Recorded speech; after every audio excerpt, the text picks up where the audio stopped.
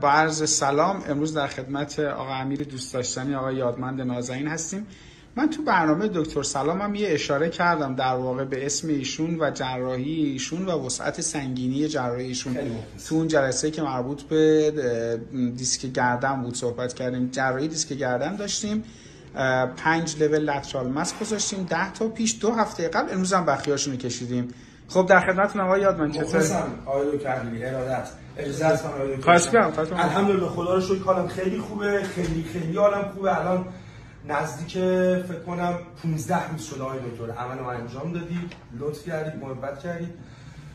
باعث افتخار بود این کارو برای من انجام دادید. شما الان هیچ دردی ندارم آقای دکتر، فقط یه کوچولو درد بعد از عملمه. خیلی راحت دارم به زندگیم ادامه میدم و همه کارا من. خیلی استرس داشتی قبل از عمل، یادته؟ آقای دکتر استرس داشتم به دلیل اینکه هر جا رفتم برای جراحی گردنم بهم گفتن بعد از عمل یا مشکل راه رفتن برات پیش میاد یا مشکل دامنه حرکتی گردن برات پیش میاد، ولی خدا رو شکر شما لطف کردید گردنم عمل کردید. الان حالم خیلی خوبه. امروز چند کیلومتر راه رفتی؟ امروز روز 15 فکر کنم 14 روز 15 فکر کنم این سولوش 6 7 کیلومتر پیاده روی جواب کرد. بسیار عالی. آره خیلی از شما ممنونم آقای دکتر، لطف کردید.